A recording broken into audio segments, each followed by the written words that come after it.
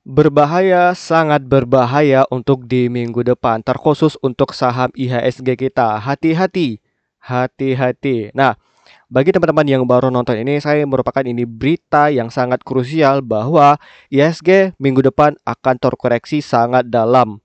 Nah, dalam video sangat singkat ini di malam minggu ya, pada tanggal kita ini sekarang di tanggal 11 bulan Oktober ya.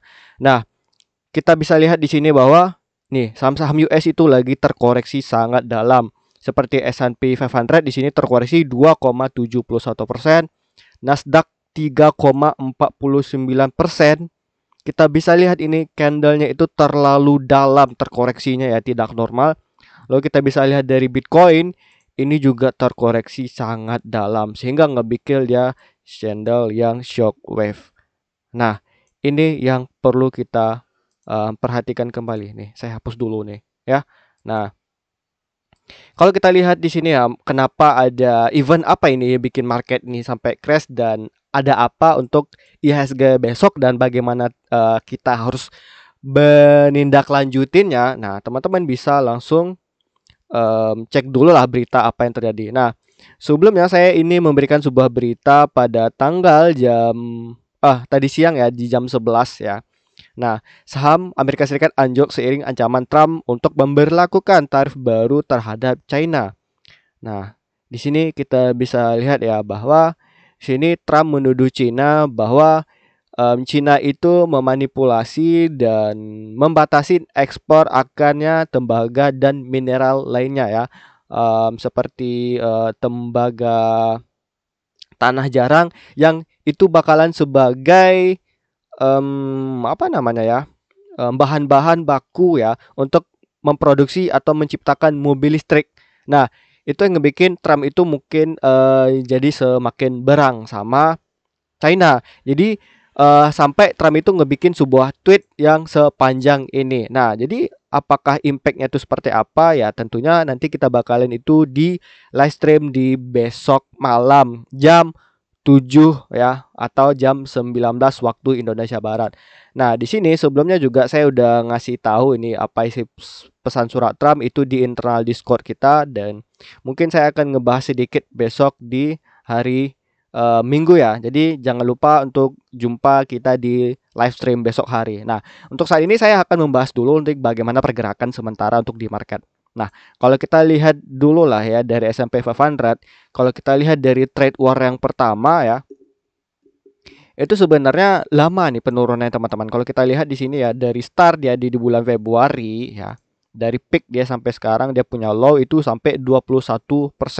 Koreksinya di S&P 500. Nah, kalau kita lihat dari Bitcoinnya sendiri kemarin waktu di bulan Februari itu bisa terkoreksinya ya. Kita bisa lihat ini di Februari. Nah, itu terkoreksinya sampai 25% atau 24%. Nah, untuk case yang saat ini kan benar-benar dropnya itu sangat-sangat lebih krusial ya. Karena kenapa?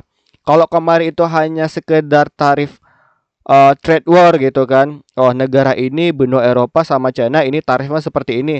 Cuman sekarang ini China udah ngebatasin ekspor ya, ekspor tembaganya mereka sebagai ya bahan baku mobil listrik dan baterai-baterai listrik lainnya di industri masa depan nanti jadi terganggu. Karena kenapa? Kalau kita lihat di China itu kan terlalu banyak startup mereka pun udah bisa ngebikin mobil listrik. Mau nggak mau ya harus dengan membatasi ekspor tadi. Sehingga Trump juga menuduh ya Cina ini ingin memanipulasi perdagangan dan mereka ingin Cina ini menjadi dominasi market global. Jadi Trump itu nggak mau tuh. Jadi Trump juga bakalan ngelakuin sanksi financial kepada Cina. That's why kenapa ini benar-benaran sangat-sangat dalam teman-teman ya. Kalau dulu ini kita lihat koreksinya ini sebatas tidak terlalu panjang ya sampai walaupun ada gap. Di sini tidak ada gap, cuma di sini kita bisa lihat lah ya, tidak ada buyer sama sekali. Yang ini benar-benar impulsif penurunannya teman-teman ya. Nah, itu yang sangat berbahaya. Paling nggak nanti di S&P 500 di sini ada sedikit dia punya nih saya kasih penanda ya. Nah, candle kecil untuk nafas dulu, nanti baru ngelanjutin dia punya penurunan. Nah, hati-hati nih. Yang terpenting adalah kita bahas dulu nih bagaimana pergerakan untuk IHSG besok. ya. Nah, ISG besok kan saya bilang kemarin bahwa untuk di pergerakan di ISG sendiri kemarin waktu kita dibikin video kemarin baru kita update ya. Nah, ini 22 jam yang lalu nih ya. Nah, saya rubah lagi nih posisinya ya teman-teman ya. Kemana? Posisinya di sini saya hapus dulu ya. Nah, jadi kita nih bahaya nih teman-teman nih. Kita hapus dulu nih bentar ya. Saya reverse dulu teman. Nah, nih. Nah, kita bisa lihat.